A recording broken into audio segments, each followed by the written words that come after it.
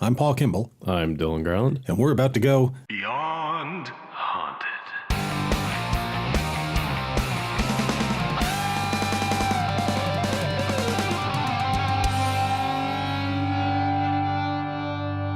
So we're flying solo tonight. Well, flying duo, I suppose. Flying solo as a team. Holly couldn't make it, so although she's in the episode, so you saw her in the episode.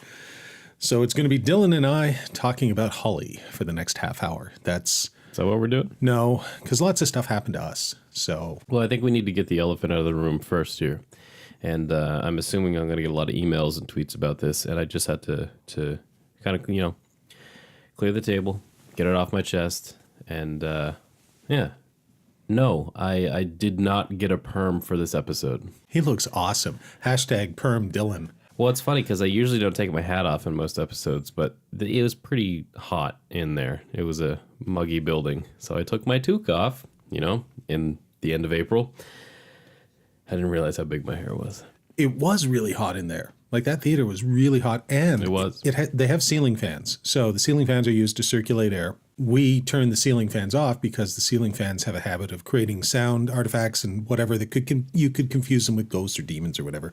So we take all that stuff out, and we said, nope, we're not, no ceiling fans, so that we know it's not that. The problem with that is it makes the place really, really hot. Yep. The good news is there was so much existential paranormal cold going on that if you waited long enough, you could find, or if you let Dillon walk around you and trail the cold or whatever, you could find a place or a time where you could probably get really, really chilled. And I did in more than one place. Almost every place now that I think of it. Stage, check. Balcony, check. Yep. Basement, check-a-rooney. Yep, that pretty much covers everything. Episode-wise, because this is episode 4 of the series, I think you're 4-0 with the cold. I think I've been keeping track of that on Twitter. And if people hear this tonight, that's because I'm 5-0. I actually have a cold right now. So I'm sucking on a Hall's triple action menthol, whatever, cough drops. So We are not sponsored. no. So sorry if you hear every now and then. That's not a porg. That's just me with a cough drop. The poor. Never mind. I'm not going to get into Star Wars talk. So, a lot of stuff happened this episode. I got some theories that I was thinking about today, but I got to ask you, because I felt bizarre in that room, and we talked a little bit about that last week, the oppressive room next to the Miss Gorham room, or the Gorham room. What were you feeling once you passed through that room into the Gorham room? Because you seemed to be not so bothered. It was more or less that space and almost that door frame that connected the two, where it was almost turning on and off. Whatever I felt when I went in there, I felt as I went in the room, and then it really did sort of disappear and dissipate as I left the room and went into we call it Mrs. Gorham's room.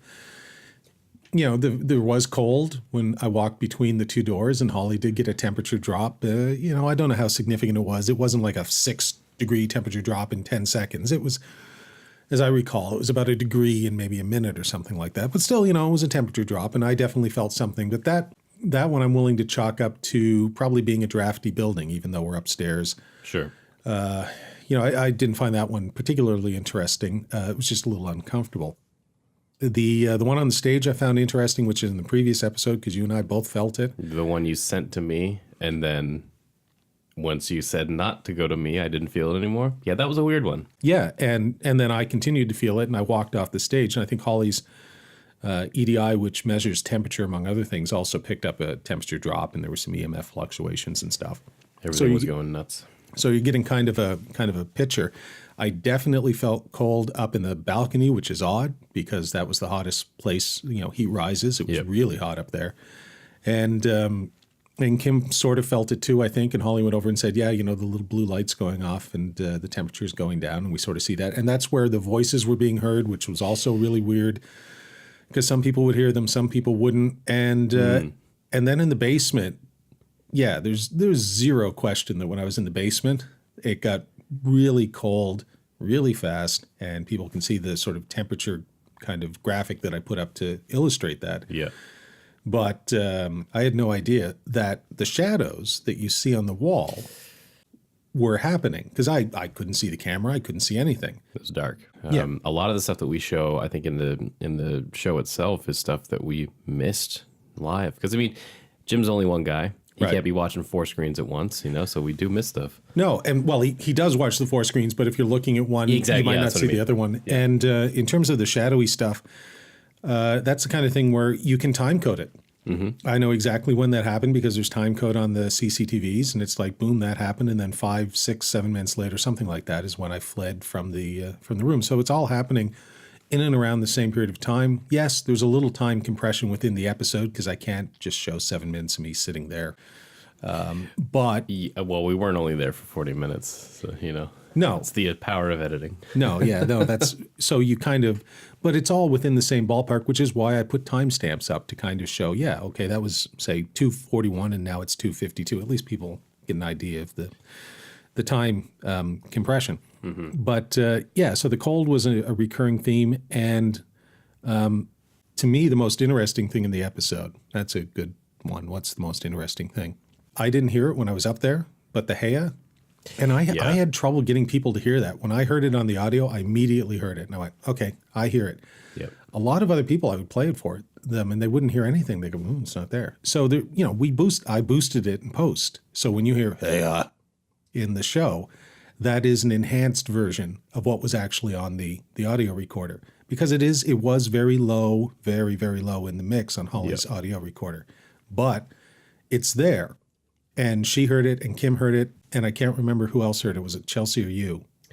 Chelsea. I can't say either or right now because there were those 2 noises, and I keep mixing them up. But yeah, there was I think one it was where Chelsea. Because there was one that only the women heard, and then one that only the men heard. Correct? If I remember right. There was one where only the women heard it, and that was, I think, the Heya. Right. The other one, you heard it as well as Holly. Right. Yeah. Chelsea had her headphones on, and I was speaking, so we didn't hear because we had other sounds going on in our ears at that time. Yeah. That one actually doesn't exist on the digital audio recorders, which is why you don't hear a replay in the episode. Really? Yeah, That's interesting. If it's there, it's so faint that it wasn't, that I couldn't find it. Wow. And I tried. You enhance it to try and find that sound. I couldn't find it. But the Heya was definitely there. And the interesting thing was the before and after when I matched, because I had an audio recorder and I'm standing about 20 feet away. Yes, that freaked me out a little bit. So you can link them together and you can layer one on top of the other and say, great, what was happening on Paul's audio recorder? Did he get the Heya too? Nope, no Heya on mine. On mine, instead, you get the seat moving nearby me, even though there's, at least on the camera, there was no seat moving. I didn't move a seat. Nope. And also then you hear the shortly after, so it's seat moving and then Heya, and then, which is me sort of doing the footsteps going by right here. Right. And so when you sync those two things up, you realize that it sounds like there were more than one thing happening on that balcony at that time. And so that's interesting to me. The whole day or night was bizarre to me. I want to wrap back around to the room just very quickly because we kind of talked about this last week, and I think I mentioned that, I can't remember if this was on the air or off the air, that I felt like that oppressive room was a warning to us. I believe I mentioned that in last week's episode. What are your thoughts on that? Because it did feel weird, and I know you're the skeptic. Funny enough, skeptic with beliefs. What do you think was happening before we jump into the balcony in the basement here? Because I got a few questions for you about the basement. Was it a warning? I don't know. What happened in that room was the least interesting thing that happened to me in episode 2. Sure. Not part 2. In part 2, right. Episode 4. Not uninteresting, but very much touchy-feely. Okay, so there's nothing, like I can point to the Heya. It's on the tape recorder. I can point to the, and seat rustling. It's on the tape recorder, as well as people hearing it. I can point to the shadows on the wall, at least there they are, at the same time as I'm in that room and there's nobody else down there. So that's all more tangible than right. There's multiple sure. pieces going on there. With this thing in the room, I can just tell you that it felt weird and oppressive. And it's more of a tone poem as opposed to anything even remotely resembling evidence. So, would I look at that and say it was a warning or something? I don't know. It could be my own mind telling me. Now, the door being closed up there. Yeah, that was weird too. That is different. And that, I don't know what the explanation for that is, because that door was not supposed to be like that. And we looked into it. There was a janitor in the building.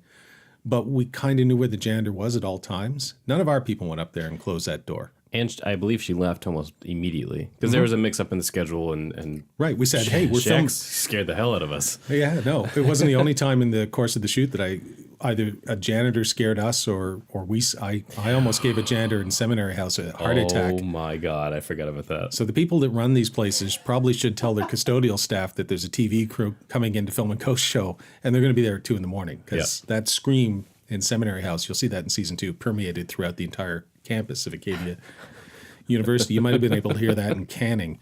But yeah, the door thing, there was definitely some weird stuff going on, and it harkens back to episode 3, which was part 1 of the Astor, where I'm in the bathroom and I could hear the steps, just above me. Yeah. And Holly also heard something. So there were sounds, there were things happening. There's no question about that.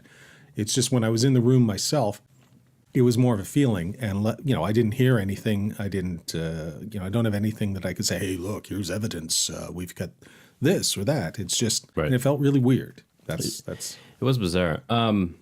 So I realized something while I was watching this episode, and it freaked me out a little bit because just the timing of everything. I've been running through, what happened and which way did it happen? Did you notice that it was almost as if something was individually getting us to go to the balcony? Because Holly heard a noise, you heard a noise, Kim heard a noise, so she goes up there. And the second that all of us, aside from Jim, because Jim's watching the monitors, all of us are sitting down in one way or another on this balcony, and then we start hearing stuff from the stage. I thought it was a funny thought that something got us up there to do a little performance, and we were just like, what the hell was that? Okay, moving on. Yeah, no, it's weird. I think there was, if you want to look at it that way, there was something leading us around the entire night. So there's the time when Holly's on this balcony after that, and you and I were checking out the light on the stage because she had seen something from the balcony. Yeah. And we can't show you that, folks, because we didn't have a camera on it when the light was there. No. We didn't have a camera on Holly. It's just one of those things that happens off camera, and she says, look, can you go check it out? And then we start filming it as we're checking it out. And that's when she yells down from the balcony, hey, with her theory, I think something might be following you, Paul. And I don't know, maybe it was. But it was one of those nights, Dillon and I are on the stage, and we kind of joke. Like at that point, I think it was 2, I'd have to check the episode to see what exactly time it was, but it was around 2 o'clock somewhere in the morning.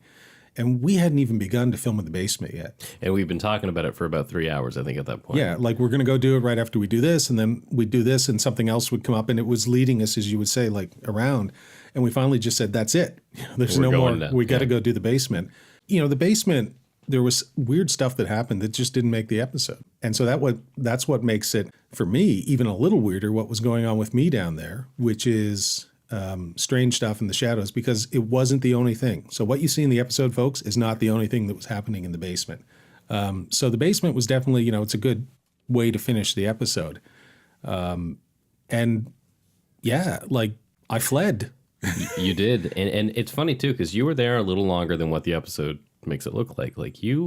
It's about 40. I was there for about 35 or 40 minutes. And I was nearby Chelsea at the time because she didn't want to be in that room alone. And I was the only one that could really move around at the time because I gave you the camera, I set it up, and I bailed. Right. I can admit. And so Chelsea was there alone for 10 or 15 minutes, and then she called Dillon down. And you could see Dillon on the CCTV walk in, and she didn't want to be alone. I wussed out. Because I've seen you in a lot of places. I mean, you've spent hours in these very weird dark basements are your thing, as you'll see throughout the show. And you just go and you don't really get that freaked out very often. This was like a growing anxiety for you. And I haven't seen it quite the same sense, except for a place later on. I won't tease or spoil. But even then, it was more of a sudden thing. This was like a rising anxiety for you, which is weird. What was happening down there? Was it just the feeling of the place, or were you seeing stuff? Because I remember a couple of times you would flash a flashlight. It's not in the episode, and then just kind of put it down and stay silent for a second. What you don't see is there's a doorway behind me. So I'm sitting looking at the camera. Behind me, there's a door. Behind that door is an even bigger room full of just junk. And it's really big. And so that entire area under the stage is quite large. The room I was in had another room beyond it that was even larger. And so with that door behind me, it was almost like, you've been to restaurants and stuff with me. I do the Wild Bill Hickok thing. I like to sit with my back to the wall. Right, yes. Because, I don't want anybody sneaking up on me ever. Which is funny. So here I was sitting, and my back wasn't to the wall. It was to an open door, which was going even further into the basement. And so that leads to some anxiety. Did I hear anything? Yeah, there's a couple of rattling sounds and stuff, but folks will also notice there were rat traps in the basement. Yep. So if I hear a rattling sound, I'm perfectly willing to stipulate that could well have been a rat rattling.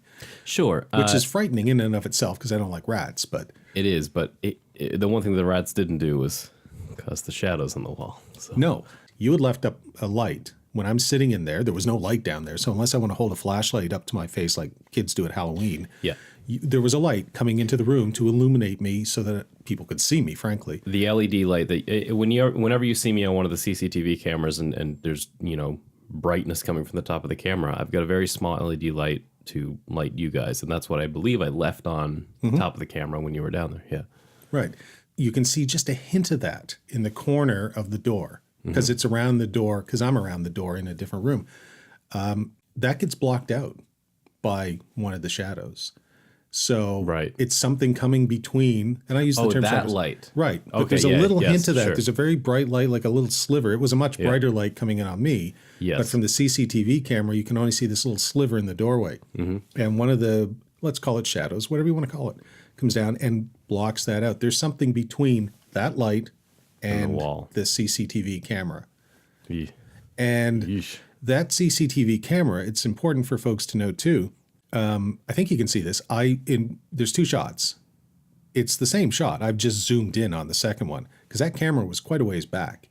Oh, yeah. And so to give a sort of a better vision, I show it from the almost the full angle all the way back. And then I do a cut and it's in. It's like, look, here it is, close up. Boom, boom, boom.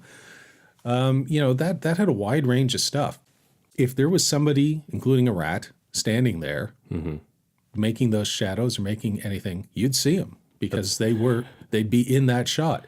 They're not in that shot. There is nobody there. There is me around the corner and through a door, and there's Chelsea, and I think you might have been there by that point, about, say, 50 or 60 feet away through the rest of the basement, then outside another door that was closed. Oh, we kept it closed the whole time until you called me down. Right. The only rat that could make a shadow like that would be the proud father of 4 mutant turtles. I was just don't thinking think Splinter. He was down there. Yeah. No.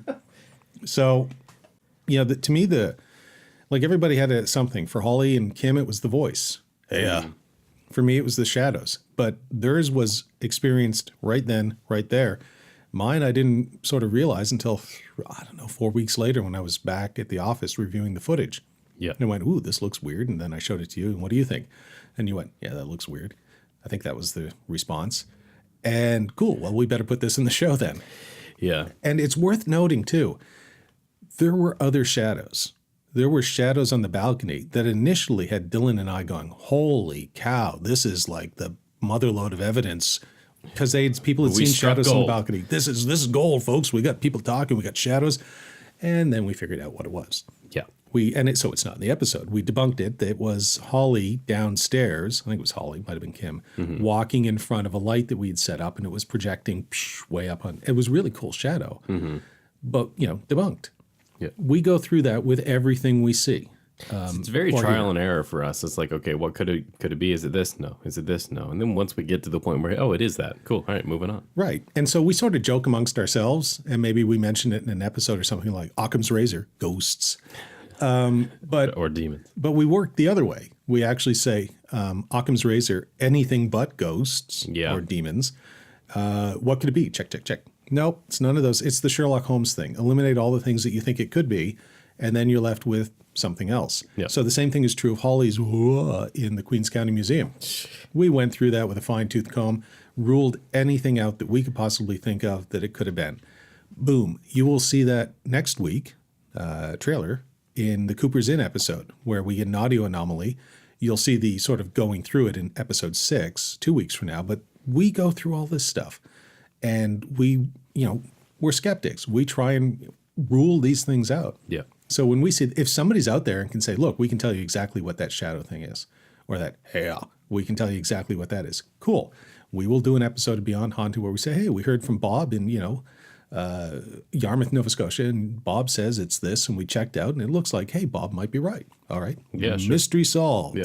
Go ahead and explain the other 8 things, Bob. But we're happy to do that. It's just we've gone through that process ourselves. And the more, I don't know about you, but for me, the more we did this throughout the season, and the more weird things happen, the more I tried to explain them. It has this sort of weird, you would think that when weird things would happen, you'd kind of go, oh, now I believe it's ghosts. Everything has to be ghosts. No, for me, it's like, these are weird things. And the more that they're happening, the more I actually want to explain them.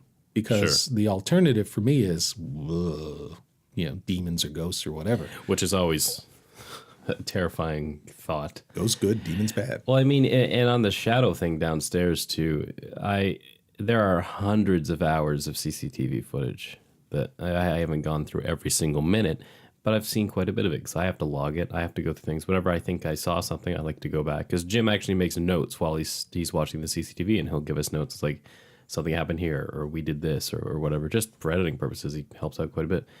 I mean, I know the difference between a artifact for the camera, a dust particle, or orbs to every other ghost show.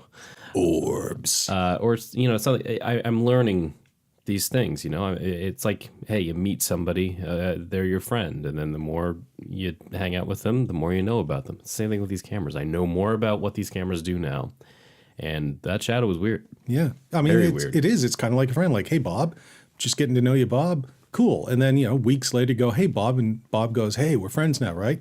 Yeah.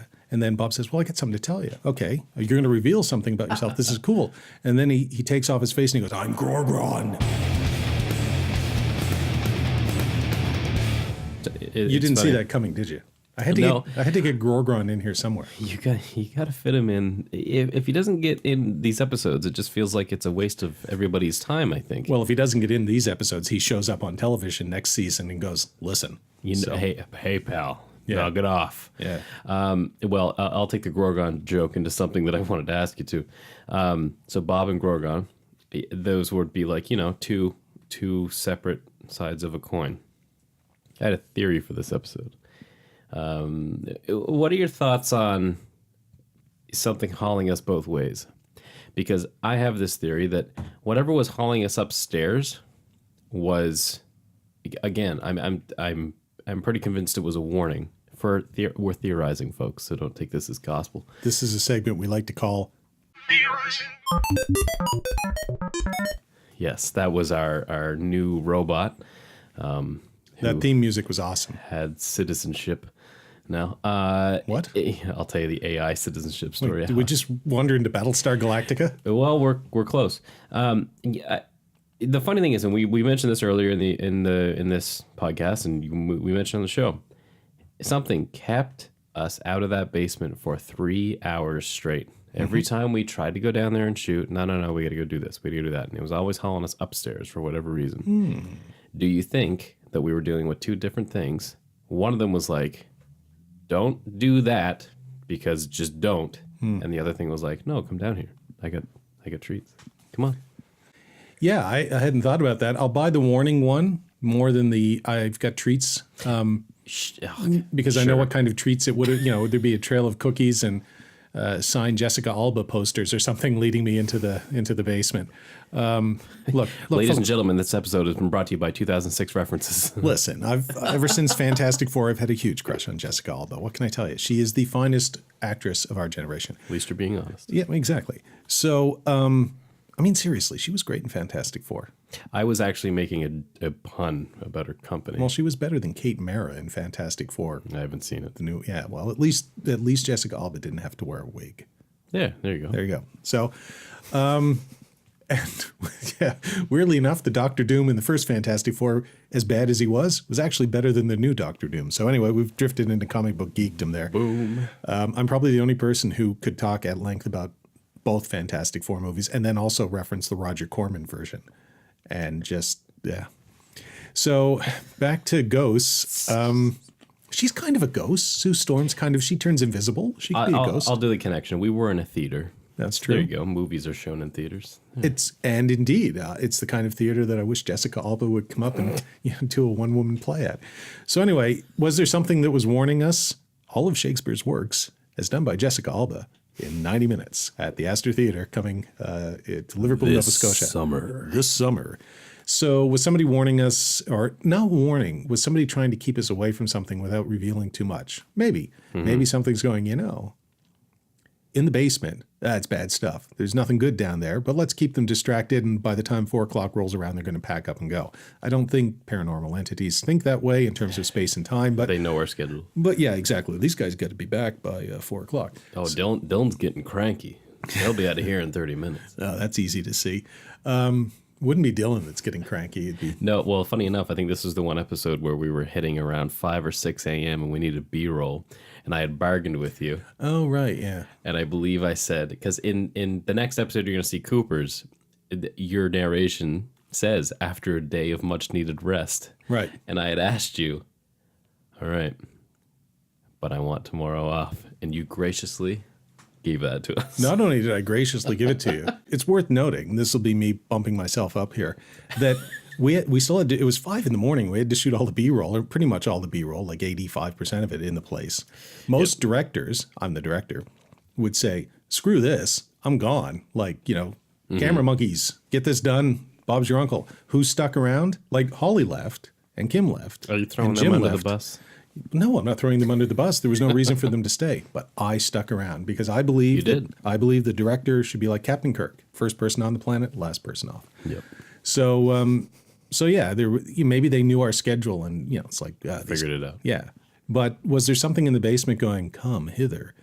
I don't know. I didn't feel anything drawing me to the basement. It was just like, we got to go down and shoot there because there's stories and things that have happened. And Kim had gone down and she had reported feeling something, but that didn't make a difference. We were going to go down and shoot there anyway. And it's worth noting, I've been in that basement before. Actually, I think I note that in the episode. Yeah, you mentioned about the paraconference. Yes. And, dropping my trooper references too. And funnily enough, when I raise a little hell, first of all, the Trooper fans, I did get the lyrics to We're Here for a Good Time 90% right. I think I screwed up one word in there somewhere. But I got the chorus to Raise a Little Hell right. The problem is I was walking into the basement. Oh, and things I like from this episode, my riffing on groups of 2 animals or 2 or more animals, like a wisdom of wombats, a slice of lemmings, for anybody that was on the set of Roundabout, a feature film I shot once where I sort of played final, the March Madness of Animal Kingdom. Yep. Yeah, so that was ongoing tournaments. Exactly. So that this week it's a mob of kangaroos versus a slice of lemmings. Everybody gets to vote, see who's more popular. And then my Yoda voice, I use humor. So it was a strange place. I was tired. There's no question I was feeling tired by then, but a bunch of stuff had been going on. And I didn't particularly want to be there, but I also felt really weird. So that's how I cope. And then she says, "Look, I don't want to go back there." And I went, "Cool, okay, I'll take the hit for the team." And back I went. And I really thought somebody was going to come with me, but nobody. No, I didn't even want to go with you. I think you asked me to come shoot. So about your Yoda voice, it's funny because the next day, because I had all the footage and all the audio, I was sitting in our cottage for the time, and I heard, I was like, "What is that?" So I go to the door, and we actually had a Disney representative give us a cease and desist almost immediately for you using your Yoda voice. So we can't do that anymore, folks. Actually, I can't do my Yoda voice now because I have a... See, I can't get the grumble out because my throat is wrong. Not happy I am. Soup all I will. That was a joke, folks. Yeah, no. And that was not Yoda, that was Boda, who totally not a Disney character. Yeah. Who lives in a planet, desert? A desert on a planet called Dagobah. Nice. Cool. Yeah. Sometimes when you're doing this ghost investigating thing, you just get so weirded. And Holly and I have been like this for years, where you just kind of have to try and have some fun with it, or just laugh it off or whatever. Unfortunately, every time you try and do that, it seems to me that it doesn't work. And in fact, it can actually, if there is something out there, maybe you're even antagonizing it or whatever. I don't know. I can't. Are you co-creating? I don't know. It doesn't like to be ignored. Well, there is that possibility too. So overall, Astor Theatre, what are your thoughts on what we went through and all that stuff? Because it was a very, like you say, it was very constant. We didn't have a break of just stuff happening. So your overall thoughts? I think personally that it was kind of the tale of 2 entities. Let's call it that. Where I think we may have been, whether we were getting stopped from going to the basement or we were getting hauled in 2 different directions, It was very constant, and I think we may have been this kind of flip-flop thing that was not necessarily toying with us, but fighting amongst each other, and we were caught in the middle of it. You know, it's kind of like the Astor Theatre is like a football quarterback that would continue throwing 7-8 yard passes down the field. You can make progress that way, just like the West Coast offense of Bill Walsh and Joe Montana. The Queens County Museum was like the quarterback who doesn't hit very many passes, but when he does, it's a 60-yard bomb down the field into the end zone, and that was when it approached Holly. And there were one or two other maybe completed passes. The Astor Theatre, a lot of short passes. Was there anything in the Astor Theatre that I considered to be as totally mind-blowingly weird as Holly's thing in the archives room at the Queens County Museum? No. But the voices on the balcony, the just feeling weird, all of us feeling weird in different places, fine. The cold on the stage and the cold on the balcony and the cold in the basement. Yeah. The shadows, the various sounds that people were hearing too, including when I was in the bathroom and you can hear the footsteps upstairs and stuff. Yeah. It all adds up. It's not a home run. Like the Queens County Museum was the home run. Sure. These were a bunch of singles and doubles and walks, and eventually you score some runs, using a baseball metaphor. So yeah, they were both interesting episodes or interesting investigations in different ways, but I think they're both a piece of the same puzzle. And things are building on other things. So, and you've got the through line of the Mrs. Gorham story, which really starts in the Queens County Museum and then picks up in Astor. Do you think it was the people or the place? Oh, well, I always think it's both. Cool. So Me too. the people, the place, and potentially the paranormal entities that either inhabit the place or are inhabiting the people. Now, do you think it takes a certain person or group to get these things active? Or do you think, honestly, anybody could just walk in there and feel this stuff? I've always been curious about that. I'm not the ghost whisperer, so I think... Sure. No, as I a think theory. If there's anything out there, then I would think anybody could access it. Cool. If they keep an open mind. It's kind of like walking down a street and, if you want to talk to somebody, then make it look like you want to talk to somebody. Like, you're happy, you're smiling, you don't have headphones on, you're not staring at your cell phone. Maybe somebody will talk to you. It might be a homeless person looking for money, it might be a cop, it might be a person looking for directions, but you look approachable, whatever. Right. If you're walking down the street with headphones on, you're staring at your cell phone and you just look like nobody's going to approach you. So That's a good metaphor, actually. Yeah, I kind of think it's like that. And so we go into these places and we're the person, we're not wearing headphones, we're not staring at our cell phone. We're going, yeah, okay, here we are. If there's something here. Chelsea's wearing headphones. True. And then, wait, hold on. But that's kind of funny. Chelsea's wearing headphones and her attention somewhere else, yet nothing ever happens to her. Almost nothing. Well, yeah, a little bit of weirdness today. Nothing ever happens to her when she has her headphones on. That's interesting. Actually, really. It's when she takes them off that maybe something does happen to her. Well, you'll see that in the next episode. That's right, yes. So that's it for Beyond Haunted this week. Next week on Eastlink TV, channels 10 and 610 here in Nova Scotia PEI, you'll be able to see episode 5, which is our first part of a two-parter at the Cooper's Inn in Shelburne, Nova Scotia. It's two episodes that I like to call All Dillon All the Time. Yeah. Because it's where young Dillon really starts to shine and comes into his own. Yeah, I got some questions for you later on about a certain demon, but I'll save it. All right. This has been Beyond